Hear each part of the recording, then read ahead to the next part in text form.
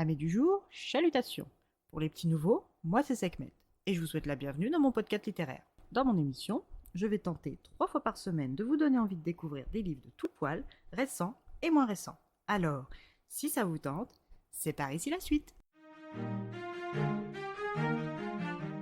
Aujourd'hui, je vais vous présenter La Voix de Lorée, le maître de l'anarchie de Marie Fabre, publié aux éditions de Nemos. Dans ce roman, nous allons partir direction Bohême, la capitale de Victoria. Cette ville est dirigée par 30 domini, les figures importantes de Bohême et plus généralement de Victoria. Les domini incarnent la voix du peuple auprès de la famille royale. Leur rôle est de veiller à ce que le pouvoir ne soit jamais absolu entre les mains d'une seule instance. Les historiens et les politiciens nomment ce gouvernement unique au monde une monarchie parlementaire. Ce système atypique offre à Victoria une vie plutôt calme, là où d'autres font face à des révoltes opposant les classes ouvrières, républicaines, royalistes et nationalistes. La ville offre à ses citoyens de nouveaux droits et devoirs que tous doivent appliquer pour le bien commun. Ce contrat social crée l'union dans la désunion. C'est dans cette ville qu'est né Hatcher Nemova, un jeune homme issu des quartiers pauvres et qui, grâce à son talent et son intelligence, est devenu le plus jeune reporter du célèbre journal Le Mot Libère. Repéré par Roy Berg, le directeur général en personne, cet homme important à Victoria est un patron agréable tant que le travail est bien fait. Accessible et libre d'esprit, Roy dirige son équipe avec une douce fermeté. Hatch travaille officiellement pour Le Mot Libère depuis le matin où nous, lecteurs, nous le rencontrons, mais officieusement depuis plusieurs semaines déjà. Avant même l'obtention de son diplôme, Hatch se faisait les dents avec de petites missions. Alors quand Roland, Florio, Dan et Piré le kidnappent et l'emmènent cagoulé dans leur planque près du port, il n'est pas vraiment affolé. Le bizutage rituel ne fonctionne pas sur lui et ses sens hors du commun. Si au début il s'est senti stressé, il s'est vite repris en constatant les petits défauts de ses nouveaux collègues.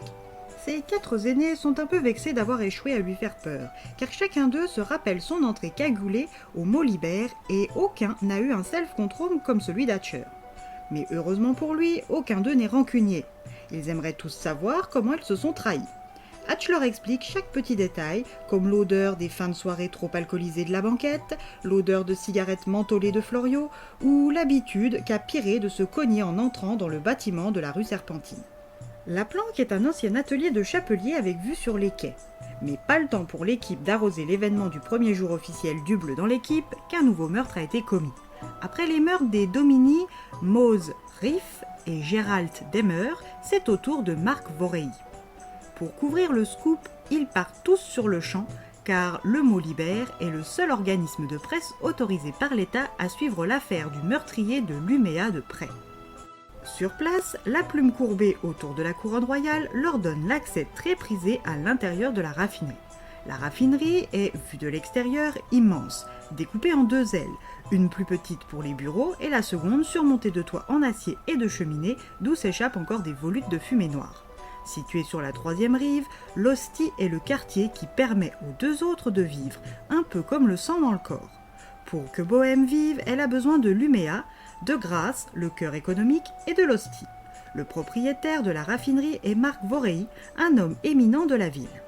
Marc, en plus d'être devenu un homme politique influent en 5 ans grâce à ses investissements dans le quartier de l'Hostie, régnait sur un empire industriel spécialisé dans les domaines de l'agriculture et de la boucherie.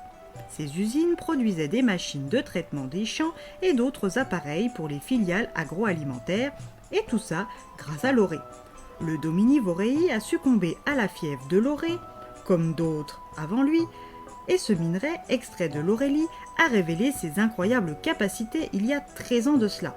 Et ça a révolutionné le monde et continue de le faire.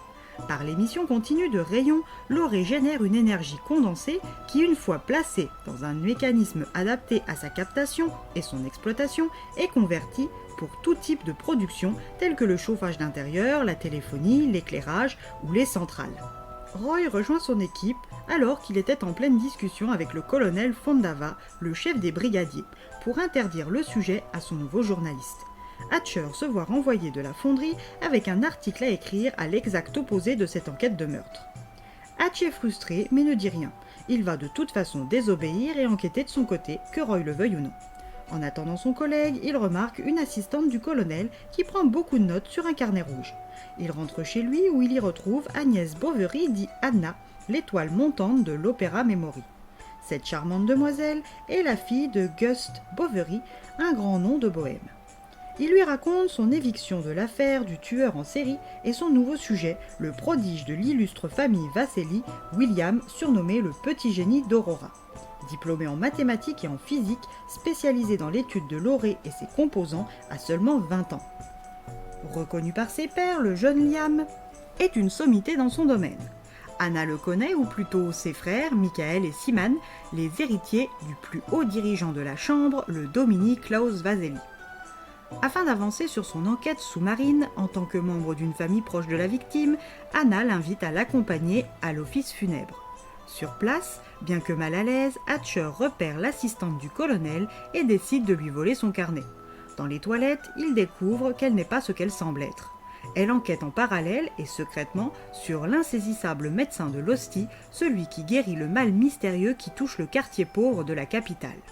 Il apprend qu'elle s'appelle Penny Viselina et va coopérer avec elle. Information contre information.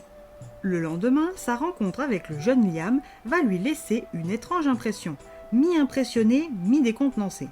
Pour découvrir qui tue les Dominiques de la ville, Hatcher ne devra pas ménager ses efforts, tout comme Penny pour démasquer le médecin de l'Hostie.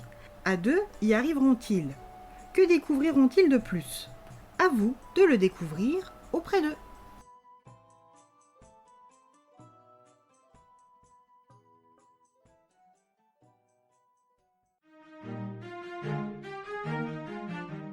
Un récit complet qui ne manque pas de détails, des personnages que l'on découvre petit à petit au fil des pages dans un univers impitoyable qui n'a rien à envier à celui de la série Dallas.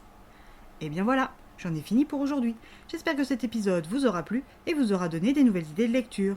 Si vous souhaitez découvrir d'autres petits bonbons littéraires tout droit sortis de ma bibliothèque, je vous retrouve le samedi 16 août prochain pour un nouvel épisode.